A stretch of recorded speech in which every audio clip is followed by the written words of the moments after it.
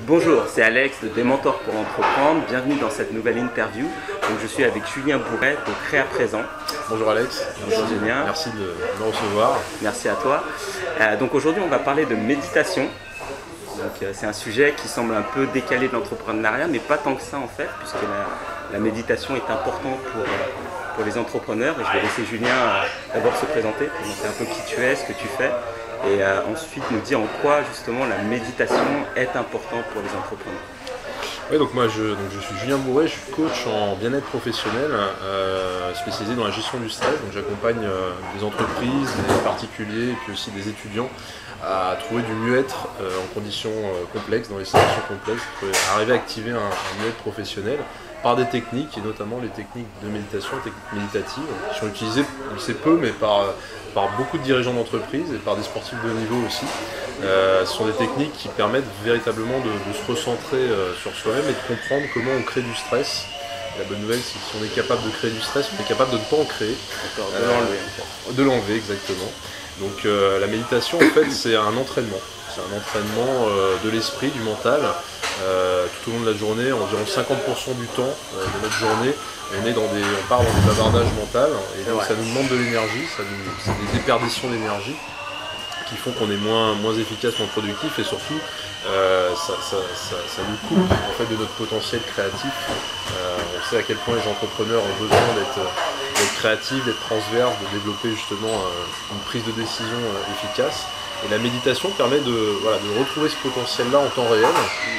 C'est vraiment un entraînement à revenir à soi, à son potentiel, et par des entraînements simples, réguliers. Alors ça se pratique comme un sport régulièrement.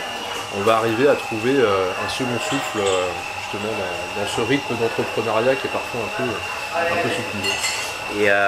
Mais justement par rapport à cette méditation, quels sont vraiment les bénéfices pour les entrepreneurs? Parce que tu parlais de stress, j'imagine que c'est l'un des principaux.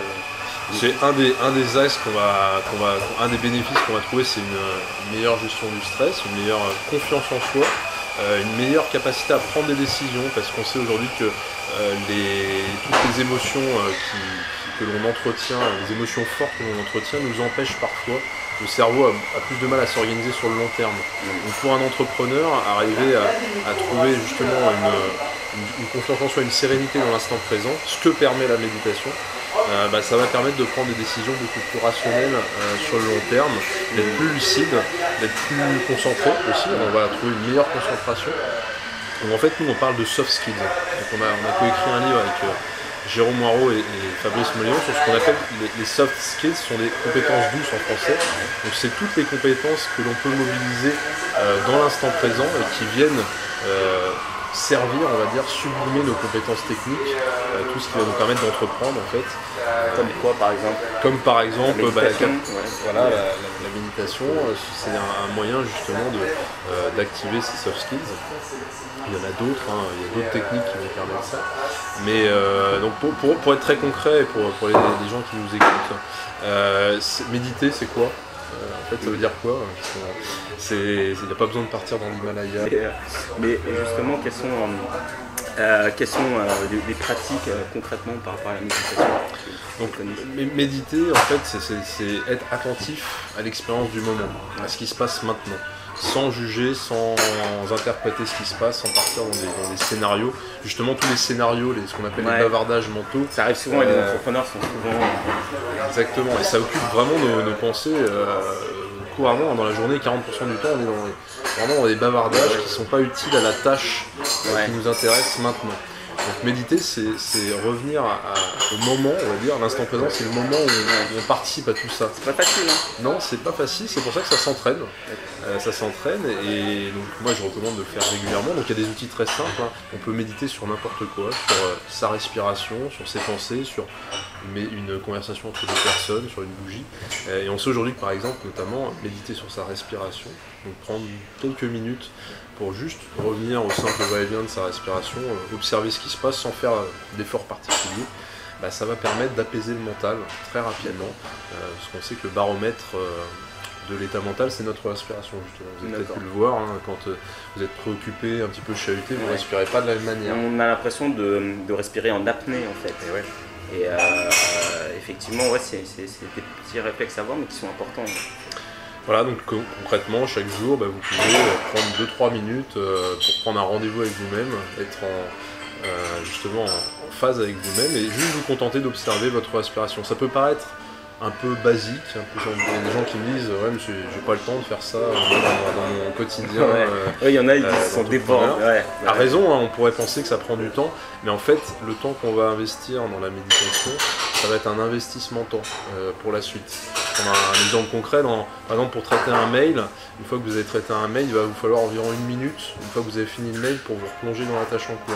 C'est la minute qu'il va falloir justement pour digérer, pour dire j'ai peut-être oublié de lui dire ça, ou alors est-ce que j'ai bien formulé mon mail, etc. Donc ça c'est du bavardage mental. Lorsque vous méditez, lorsque vous entraînez votre esprit justement à revenir dans l'instant présent, cette minute elle va diminuer, elle va peut-être devenir 30 secondes, 10 secondes, et à force vous allez être capable de plus en plus rapidement de revenir, de vous reconcentrer sur ce qui se passe là.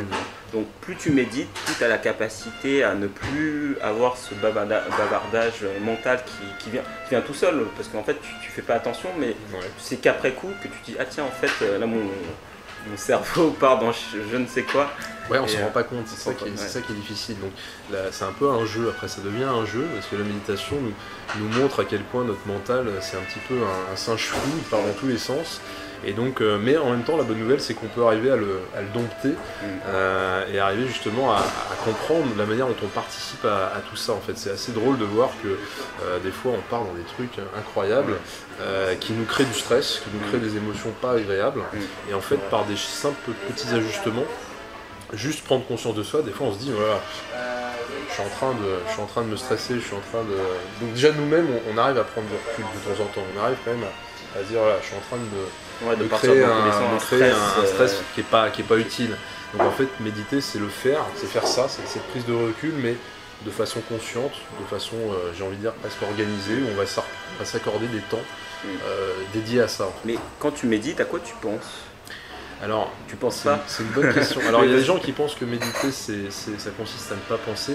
En fait, c'est pas tout à fait ça. C'est que notre pensée, elle va être orientée sur une intention particulière. Et cette intention, c'est quoi ? En l'occurrence, si on prend l'exemple de la respiration, c'est mon intention, ma pensée, là, pendant 3 minutes par exemple, c'est d'observer ma respiration.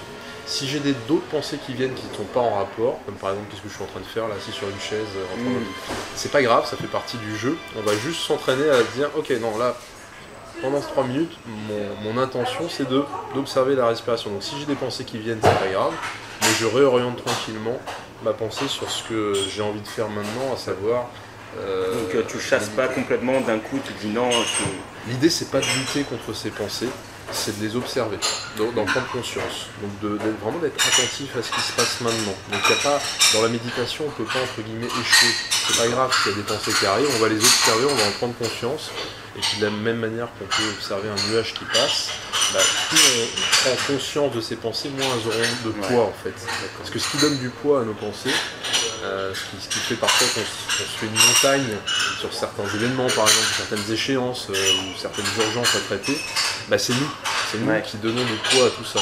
Donc quand on ne participe pas à tout ça, quand on prend du recul, quand on observe ce qui se passe, on est plus à même justement de lâcher prise et de faire en sorte que ces pensées partent tranquillement et aient moins de poids. Ça ne veut pas dire qu'on les renie, ça veut dire qu'on attache moins d'importance, ou en tout cas elles ont moins d'impact sur notre dynamique du moment. C'est quelque part savoir se détacher, comme tu le dis, d'une émotion, d'une pensée qu'on a et d'essayer de faire en sorte d'y accorder le moins d'importance que possible.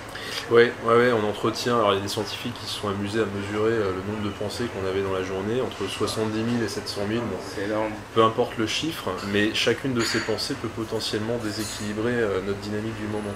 Donc méditer, ça va être prendre conscience de ce flux de pensées et de voir comment on interagit avec ça, quel est notre rôle un peu dans ce flux. Et est-ce qu'il y a des chiffres qui montrent, peut-être pas, mais qui a la différence entre ceux qui méditent, pour les entrepreneurs en l'occurrence, s'il y a des chiffres là-dessus, ça serait pareil, des chiffres qui qui montre les bénéfices en termes peut-être de productivité, d'efficacité. Je ne sais pas si, d'ailleurs, je ne sais même pas si c'est quantifiable. Alors, c'est vrai que c'est difficilement quantifiable, mais il y a des études qui expliquent par exemple que la méditation augmente ce qu'on appelle les connexions neuronales, qu'on va être plus à même justement de se concentrer, d'être lucide, on l'a dit tout à l'heure, parce que tout simplement le cerveau s'organise mieux, donc il arrive mieux à reprendre. En fait, le cerveau, il a besoin des moments de pause dans la journée, on ne le sait pas trop. Et quand il dort, c'est pas le moment pour qu'il se repose. Justement, non. Quand on dort, on se repose. Le cerveau profite du sommeil pour réorganiser les idées, pour agencer. D'ailleurs, vous avez peut-être des fois remarqué qu'au réveil ou même pendant la nuit, il y a des idées qui nous qui ne nous seraient pas venues la veille, mais la nuit, le cerveau a besoin de se réorganiser. Et en fait, on sait aujourd'hui que la méditation va permettre, c'est pas une pause totale en tant que telle, mais ça va permettre au cerveau de se reconnecter à ses intuitions, peut-être à des solutions qu'on n'aurait pas trouvées dans des moments de rush. Parce que quand on est dans des moments de rush, on a parfois la tête tellement dans le guidon que c'est très difficile de faire des connexions entre les choses. C'est vrai que, et ça c'est le gros problème de beaucoup d'entrepreneurs, c'est qu'ils sont tellement pris dans les urgences du quotidien, de tout ce qu'ils ont à faire, des priorités, en tout cas sur lesquelles ils donnent sur des priorités à court terme généralement, c'est qu'ils ne se recentrent pas forcément, ils ne prennent pas ce temps-là. Exactement. C'est un temps précieux parce que ce temps-là, encore une fois, on n'y pense pas, mais on essaie de temps en temps de le faire inconsciemment. Des fois, ça nous arrive de souffler, de vouloir... Voilà. Et pourquoi on fait ça ? Pourquoi on souffle ? C'est justement pour prendre un peu de recul, c'est un effet apaisant en quelque sorte, même très momentané. Donc l'idée, c'est de le faire un petit peu plus longtemps, de temps en temps dans la journée, justement de respirer, de prendre du temps pour observer cette respiration, pour observer ce que nous procure le souffle. Bon, je prends l'exemple de la respiration, mais il y a d'autres supports qu'on peut observer, comme nos émotions. Quelles sont nos émotions du moment. Donc, de temps en temps, prendre un peu connaissance de notre météo du moment, ça peut être très très bénéfique. C'est juste observer ce qui se passe en nous. D'accord, ça peut être un peu abstrait, mais observez vos sensations, comment vous vous sentez en ce moment-là. Est-ce que c'est plutôt agité? Est-ce que c'est plutôt orageux? Est-ce que c'est plutôt ensoleillé dans votre esprit? Essayez vraiment de voir un petit peu votre météo du moment, parce que plus vous faites ça, plus vous allez comprendre comment vous participez à cette météo. Vous allez vous rendre compte qu'en fait vous êtes le premier responsable de cette météo. Alors, on ne peut pas changer la météo extérieure, mais on peut vraiment changer la météo intérieure en prenant conscience. L'idée, c'est pas d'essayer de lutter, de faire l'effort. Quand vous faites l'exercice sur la respiration, n'essayez pas de changer votre respiration, vous l'observez, vous en prenez conscience. C'est un petit peu ça le paradoxe de la méditation, c'est qu'on médite pour se sentir mieux en quelque sorte, mais pendant l'exercice de la méditation, on n'a pas d'attente particulière. Il ne faut pas attendre quelque chose de résultat, non. Comme on pourrait le... Parce que, alors je pense beaucoup d'hommes d'affaires, d'entrepreneurs, aiment cette notion de résultat quantifiable et c'est parfois difficile de pouvoir se détacher de ça. Complètement, il y a Sébastien Henry qui est un entrepreneur qui a écrit un livre qui s'appelle les décideurs qui méditent et qui s'engagent. Il explique bien que finalement l'entrepreneur il va prendre conscience que c'est un investissement sur le long terme la méditation et on peut prendre vraiment des temps qui vont nous apporter par la suite énormément de choses et même pas que pour nous, aussi dans nos relations interpersonnelles, parce qu'on va être plus décontracté, ça va se retranscrire. On sait aujourd'hui que le stress c'est contagieux par exemple. Quand je suis dans un état de stress, quand j'observe quelqu'un qui est stressé, je vais être dans les meilleures dispositions pour l'être. Ça ne veut pas dire que je vais l'être, mais on peut ressentir que je vais être disposé à l'être. Et la bonne nouvelle, c'est qu'inversement, quand j'arrive à activer une certaine sérénité, les gens qui m'observent, les gens, si je suis un leader, si je suis un entrepreneur, un chef d'entreprise, les gens qui m'observent vont être mieux disposés à être serein, à être dans un état de sérénité. Donc c'est un investissement pour soi, mais si vous êtes entrepreneur, vous avez des salariés, c'est aussi un investissement pour votre entourage, pour les gens avec qui vous travaillez. Donc c'est vraiment je dirais, un capital humain à travailler. Tu disais au début de l'interview que c'est des choses qu'on ne sait pas forcément, mais qu'il y avait beaucoup de personnes, beaucoup d'entrepreneurs qui travaillent sur ça, sur la méditation. Ouais, d'entrepreneurs, et puis aussi des sportifs. Je vais prendre l'exemple des sportifs de haut niveau. Le numéro 1 mondial, par exemple, de tennis, Novak Djokovic, est un fervent praticien de méditation. On a Andy Murray aussi qui pratique le yoga, qui est aussi une méditation de l'action, on va dire, des mouvements que l'on fait. C'est une pleine conscience des mouvements que l'on effectue, le yoga. Donc c'est vraiment une pratique qui est répandue parce qu'on sait qu'elle apporte des résultats, elle apporte des bénéfices. Les sportifs, pourquoi ils méditent? Certains sportifs, pas tous, mais les sportifs de niveau sont aperçus qu'en méditant, ils étaient beaucoup plus au contact de leurs sensations, des actions, ils étaient plus précis, beaucoup plus vifs peut-être, plus vifs, plus réactifs, plus précis dans leurs gestes. Et finalement, un entrepreneur pourrait aussi utiliser ça dans ses communications à autrui. On sait que la réception d'un message, elle dépend beaucoup de toute notre attitude, tout notre langage corporel, non verbal. Donc c'est important de travailler cette posture, et cette posture peut se travailler vraiment par la méditation. D'ailleurs, les gens qui méditent, au bout de quelques semaines, leur entourage généralement observe des changements en eux. T'es plus détendu, t'es plus relax que d'habitude, et du coup eux-mêmes se comportent différemment. C'est un effet de vase communicant, quoi. Et d'où est venue parce que c'est quand même une activité qui est très spécifique, la méditation, d'où est venue cette envie d'aller vers ce chemin, vers en faire ton métier même? Il y a plusieurs paramètres, mais moi j'étais passionné à l'époque, quand j'étais étudiant, de finance de marché, rien à voir avec ce que je fais aujourd'hui. Beaucoup plus stressant. J'ai eu des expériences en finance de marché qui m'ont apporté certaines choses, mais je me suis rendu compte à quel point le stress pouvait vraiment être pénalisant, et arriver le matin au travail avec la boule au ventre, c'est pas forcément agréable. Puis moi, quand j'étais étudiant, j'étais quelqu'un de très stressé quand même. J'avais tendance à stresser, à perdre mes moyens dans mes examens, par exemple. Donc c'est toujours quelque chose qui m'a intéressé, comment surpasser ça, un peu, comment arriver finalement à mieux vivre son quotidien. Et puis j'ai découvert la méditation un peu par hasard, par des lectures. En testant, alors au début, il faut savoir qu'on pourrait se décourager. C'est pas évident de rester au début assis. J'ai fait l'expérience sur une chaise. Parce que les premières fois, on se dit, mais on fait quoi là? On fait quoi maintenant? Qu'est-ce qu'on va faire? Justement, et du coup, on est un peu impatient peut-être, et donc du coup, c'est parfois pas simple. Il faut accepter de jouer le jeu pendant un temps, de ne rien faire, justement, d'être là, d'être juste là à ce qui se passe maintenant. Et si on se décourage, on arrête, on passe à autre chose, et puis on reprendra un autre moment dans la journée. Donc il faut persévérer un petit peu, c'est vraiment comme un sport. Je ne sais pas si vous avez pratiqué un sport, mais vous avez peut-être pu voir si la première fois que vous pratiquez le sport, si vous pratiquez un sport un peu technique, je sais pas, le tennis, même le foot ou je ne sais quoi, au début c'est pas simple de trouver des réflexes, il faut persévérer. La méditation c'est pareil, il faut persévérer dans l'entraînement pour pouvoir comprendre qu'en fait il peut se passer des choses assez intéressantes par la suite. D'ailleurs, il y a quelqu'un qui a popularisé ce qu'on appelle la pleine conscience aux États-Unis, qui s'appelle John Kabat-Zinn, qui a créé une clinique de réduction du stress aux États-Unis. C'est un programme de 8 semaines.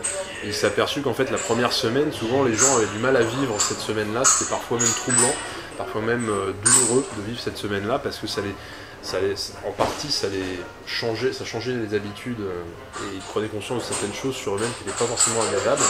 Mais après cette première semaine, après cette peut-être 2 semaines, il y a des bénéfices vraiment très intéressants qui peuvent être observés. Et donc c'est vraiment, il faut persévérer, il faut passer un peu le cap du côté... Ça me fatigue un peu de rester 3 minutes sur une chaise. Donc tu recommandes 3 minutes par jour, c'est ça, pour commencer? Disons que ce que je recommande, c'est d'arriver à trouver son rythme, de ne pas forcer, de ne pas se dire il faut que je continue à méditer parce que je me suis fixé cet objectif-là. Faut pas que ça devienne contraignant. Exactement, c'est important. Donc par cette raison-là, je recommande au début de pratiquer pas trop longtemps pour justement pas se décourager. Mais si vous voulez méditer 10 minutes, 15 minutes, 20 minutes, c'est tant mieux. Et vous allez certainement y trouver des bénéfices. Et il y en a certains qui le font avec de la musique. Toi, tu penses que c'est bien? Alors, c'est une bonne question. Moi, je pense pas que ce soit dérangeant, mal. Chacun doit trouver ses dispositions. On dit que la meilleure posture pour méditer, c'est la nôtre. Donc c'est celle qui nous convient. Après, pour ce qui est des éléments, entre guillemets, qui vont favoriser la méditation, moi je recommande d'en trouver un minimum pour pas créer de dépendance par rapport à ces... Si vous créez par exemple une dépendance par rapport à la musique, j'ai besoin de musique pour méditer, bah, ça va être plus difficile pour vous dans le quotidien de retrouver ces états de lâcher prise de méditation. Donc en soi ça peut être utile, mais je pense que la règle, s'il devait y en avoir une, c'est d'arriver à le faire aussi sans ça. Donc d'être capable, par exemple dans le métro, de trouver des petits temps de méditation dans les transports, dans une file d'attente, essayer d'en profiter pour optimiser ces temps. Et ça c'est aussi le conseil qu'on peut donner aux entrepreneurs, c'est dans votre quotidien, dans les bouchons, voilà, par exemple. Exactement, est-ce qu'il n'y a pas des petits temps que je peux utiliser justement pour me recentrer? Parce qu'il y en a toujours en fait, hein, on trouve toujours des petits moments quand même dans la journée.